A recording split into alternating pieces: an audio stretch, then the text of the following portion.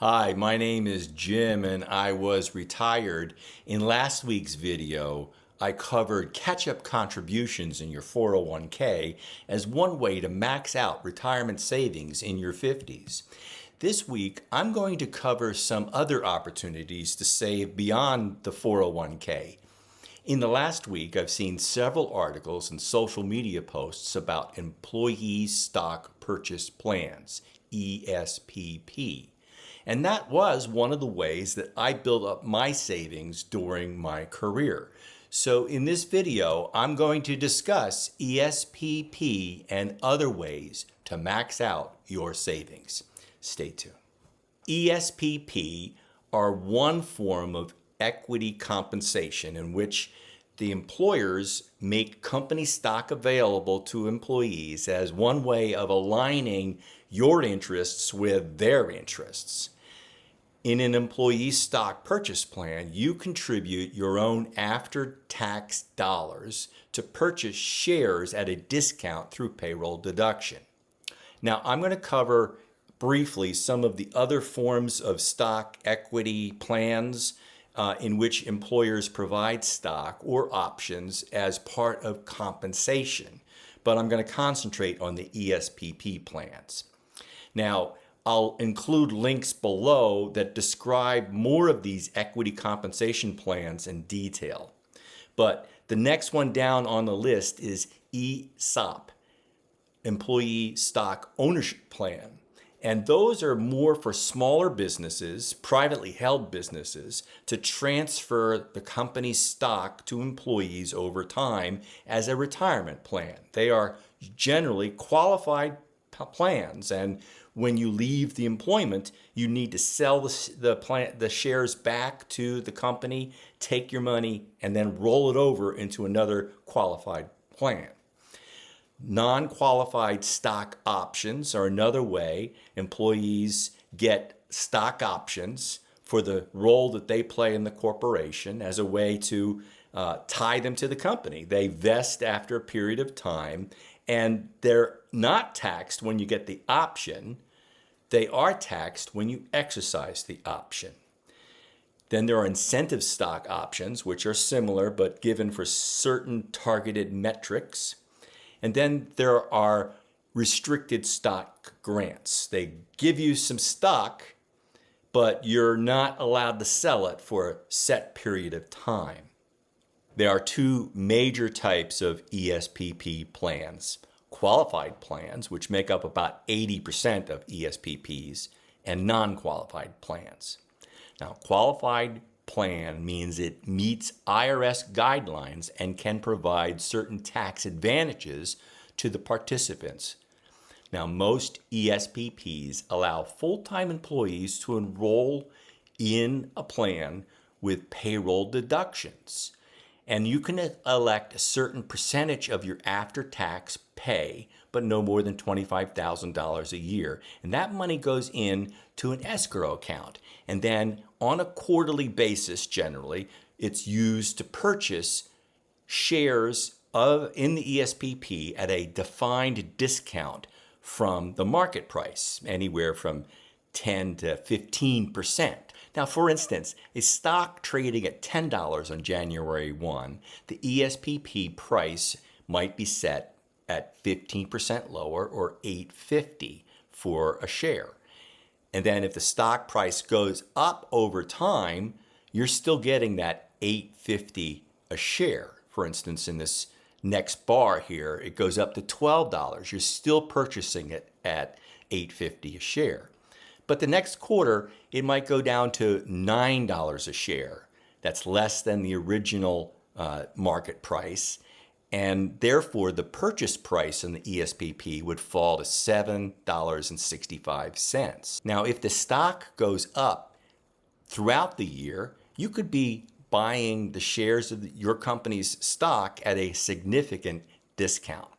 Now, in my 40s, I was working for a NYSE stock company that used a 12-month look-back period. So they set the purchase price initially on January 1, and then it stayed that way for each of the quarterly purchases.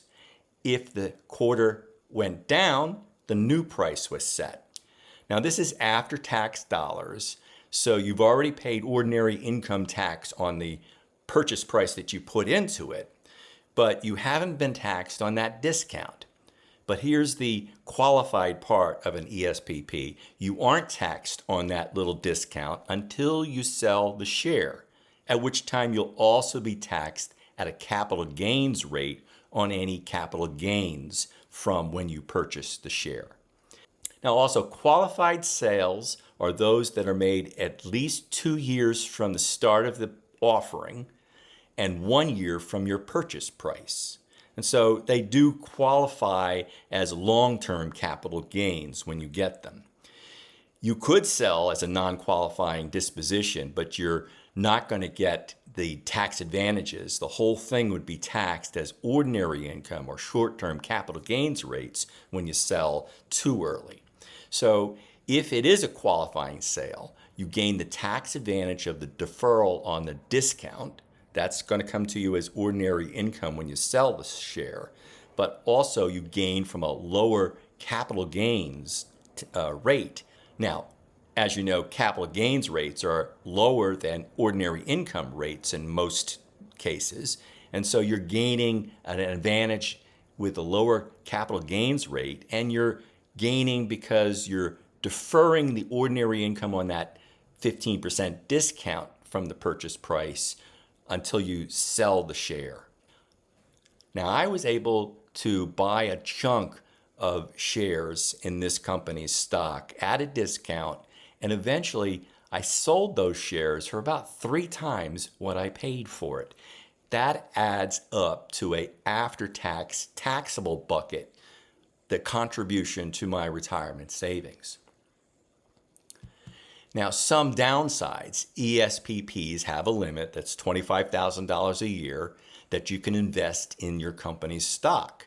But you may want to not go that high.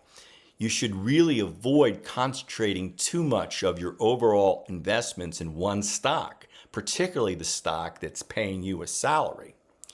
You can invest in an ESPP and then schedule qualified sales in a schedule that avoids a concentrated position and helps you manage your capital gains over time. Now, I also had non-qualified stock options with this same company.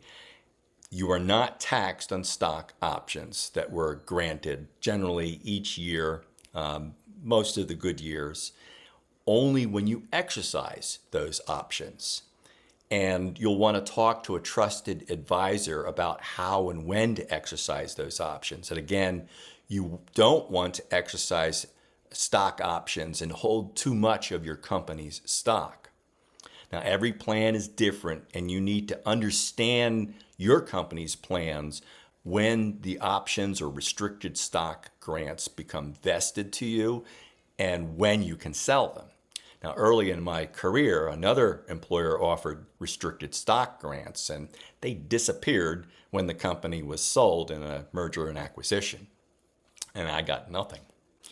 When I left the company that I'm most recently talking about that awarded me the stock options, I was able to exercise them just before I left the firm to join my next employer. And that gain was enough for 2 college educations and to pay off my mortgage. That allowed me to use the cash flow in my new job, my last job, to max out retirement savings in their employee benefit package. Another opportunity you should consider if offered is a deferred compensation plan, which allows you to defer income for up to 5 years after you leave your employer. These are non-qualified plans, and if the company goes bankrupt, you could lose the income you're deferring. But generally, if you have a solid employer, these plans allow you to lower your current year's taxable income and defer W-2 wages until you leave or retire. Now, the public company that offered the ESPP plan had such a plan, and I used it to fund a severance plan for myself. When I left my prior job, the one that gave me restricted stock grants, and through an M&A, I was unemployed for a year, I knew I needed a severance package. So just in case, I funded the deferred compensation plan. When I left that job for my final job, I knew that the final job would actually be paying about 25% less. It was closer to home, a little bit less stress, but I knew it didn't have stock options or an ESPP plan, but it did have a great pension plan that vested after 5 years. And so I was eager to make the change, but I knew this deferred compensation that I had built up would ease the transition to a little less salary each year. Now, in addition to maxing out retirement savings at my final job, I also put money into a deferred compensation plan that was offered there too, so that when I was retired, had a cash cushion of deferred compensation to help me start my unexpected retirement. These extra opportunities should only be used after you've maximized what you can do with your 401k. Now, not everybody can contribute to the statutory limit and a catch-up contribution in their 50s. If you can, do so. But if you can't, make sure you're at least getting your company match and going as high as you can in the statutory limits.